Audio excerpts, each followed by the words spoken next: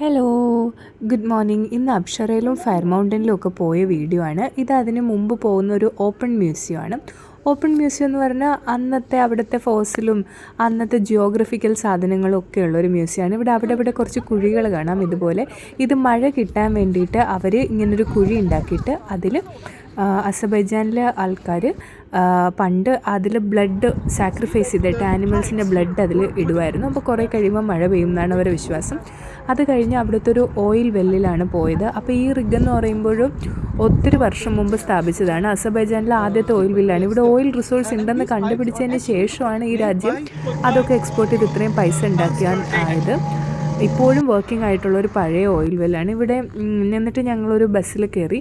ഞങ്ങൾ 5 ദിവസം പോയതിൽ ഒരു ദിവസം മാത്രമേ ഗൈഡിനെ എടുത്തിട്ടുണ്ടായിരുന്നുള്ളൂ. അത് കാരണം ഇതുപോലത്തുള്ള സ്ഥലങ്ങളിൽ പോകാൻ അവിടെ എൻട്രി ടിക്കറ്റിൻ്റെയൊക്കെ ആവശ്യമുണ്ട്. അവിടെ തന്നെയുള്ള ഒരു സിറ്റിസണിനെയാണ് നമ്മൾ ഗൈഡായിട്ട് എടുത്തത്. അപ്പോൾ കുറച്ചും കൂടെ ബെറ്റർ ആയിട്ട് തോന്നി. അവിടെ അധികം ആൾക്കാർക്ക് ഇംഗ്ലീഷ് അറിയില്ലെങ്കിലും ചെറിയ പയ്യന്മാർക്കൊക്കെ ഇംഗ്ലീഷ് അറിയായിരുന്നു. എന്നിട്ട് അവർ തന്നെ നമുക്കൊരു ഡൈനിങ് എക്സ്പീരിയൻസ് തന്നു. അത് ക്രിസ്മസ് ടൈമൊക്കെ ആയതുകൊണ്ട് കേട്ടോ ഇങ്ങനെയൊക്കെ അലങ്കരിച്ചിരിക്കുന്നത്. ദി 7 ബ്യൂട്ടീസ് എന്ന് പേരുള്ള ഒരു ഏൻഷ്യൻ്റ്, അതുപോലെ തന്നെ ഒരു കൾച്ചറൽ അസർബൈജാൻ കൾച്ചറുള്ള ഒരു റെസ്റ്റോറൻ്റ് ആയിരുന്നു ഇത്. മോക്ടെയിലും ഒക്കെ അവൈലബിൾ ആണ്. പക്ഷേ ഞങ്ങൾ സാധാ ഇതാണ് ഓപ്റ്റ് ചെയ്തത്.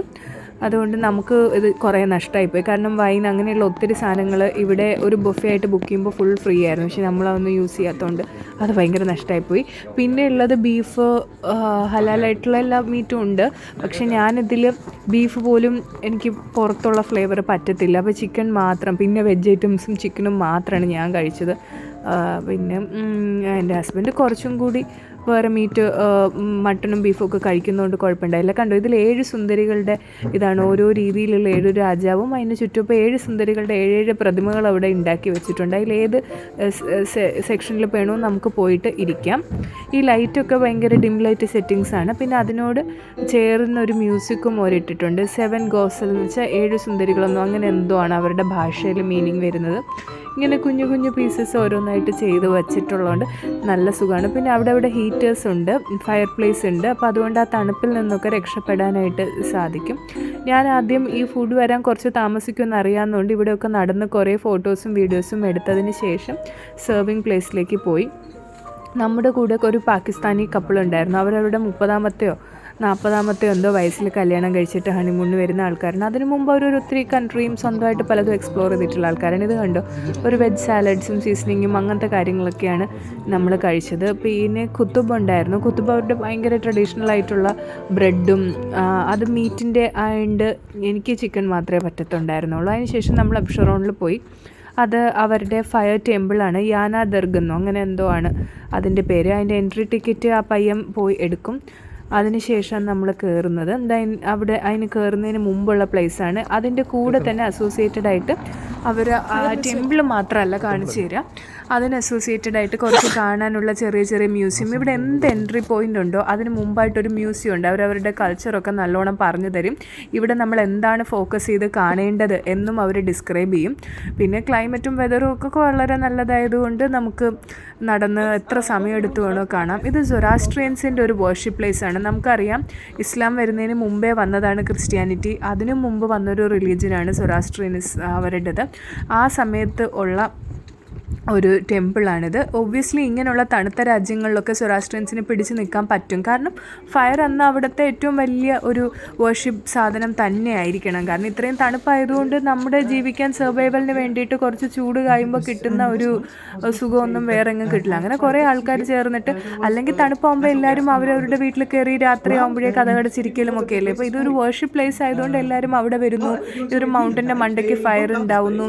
ആൻഡ് ഈ ഫയർ കെടാറില്ല. അതായത് ഓൾ ടൈം അവിടെ ഫ്യൂവലും അതിൻ്റെയൊക്കെ ഈ കൺട്രിയിൽ ഉടനീളം അങ്ങനെ കാണുന്നുണ്ട്. ഇത് കണ്ടോ, അവിടെ സംസ്കൃതത്തിൽ എഴുതിയിരിക്കുന്ന ഒരു ശ്ലോകം പാട്ടുണ്ട്. അതവർ കാണിച്ചു തരും. അതെന്താണെന്ന് ഞാൻ കുറച്ച് കഴിഞ്ഞ് ഡിസ്ക്രൈബ് ചെയ്യാം.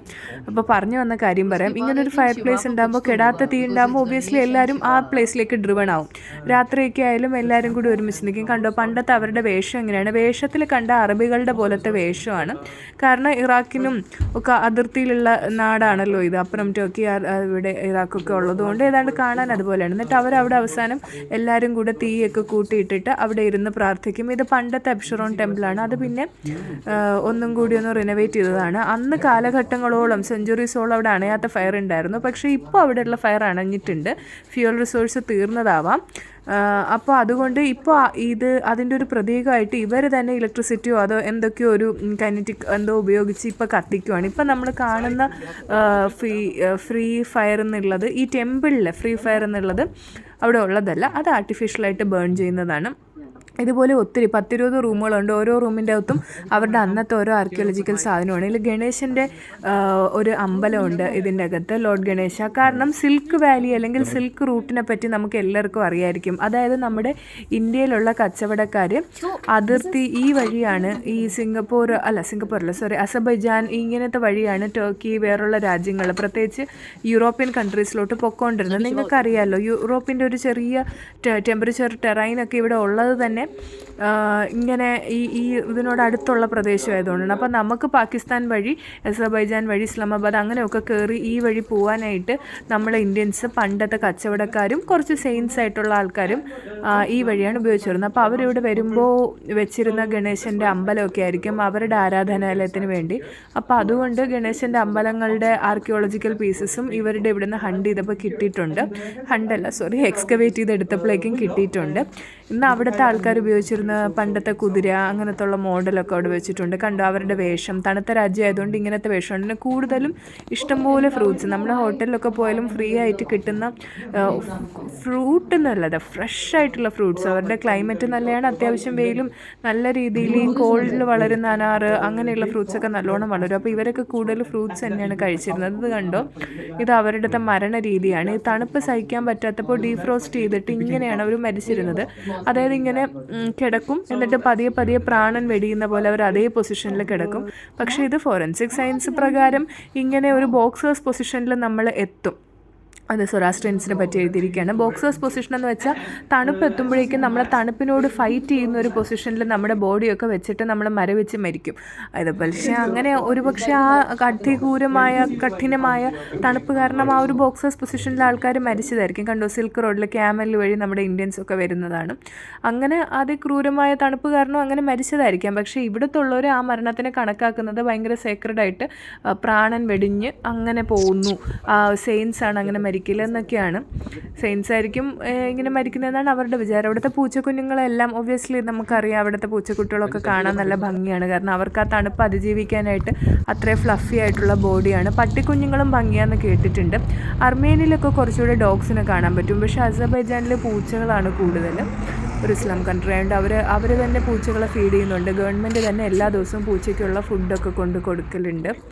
ഇനി നമ്മൾ ഇവിടെ നിന്ന് പോകുന്നത് യാന ദർഗ ഫയർ മൗണ്ടനിലേക്കാണ്. നേരത്തെ പോയത് ഫയർ ടെമ്പിൾ എന്നാണ്. അവിടെ നിന്ന് പിന്നെയും ഒരു മെയിൻ റോഡ് വഴി 1 മണിക്കൂറോളം യാത്ര ചെയ്തിട്ടാണ് നമ്മൾ ഈ ഫയർ മൗണ്ടനിൽ പോയത്. ഇവിടെ എപ്പോഴും ബേൺ ചെയ്യുന്ന ഫയർ ഇപ്പോഴും ഉണ്ട്. ഫ്യൂവൽ റിസോഴ്സ് ഉണ്ട്. അവിടെ മീഥേൻ ഗ്യാസാണ് അടുത്തുള്ളത്. അതുകൊണ്ട് കത്തിപ്പിടിക്കുന്നതാണ്. ഇടത്തോട്ട് മൂവ് ചെയ്യാൻ പറഞ്ഞാൽ വലത്തോട്ടേക്ക് പോകും, വലത്തോട്ട് മൂവ് ചെയ്യാൻ പറഞ്ഞാൽ ഇടത്തോട്ടേക്ക് പോകും. അങ്ങനെ ഒരു ടിപ്പിക്കൽ ഭർത്താവിൻ്റെ കൂടെയാണ് ഞാൻ പോയിരിക്കുന്നത് എന്ന് ഞാൻ നേരത്തെ പറഞ്ഞല്ലോ. ഓരോ സ്ഥലം കഴിഞ്ഞാലും അവർ അതിൻ്റേതായ മ്യൂസിയം അങ്ങനത്തെ ഉള്ള പ്ലേസ് ഉണ്ട്. അപ്പോൾ ഇതിൽ കൂടുതലും സൊറാസ്ട്രിയനിസത്തിനെ പറ്റിയാണ് പറയുന്നത്.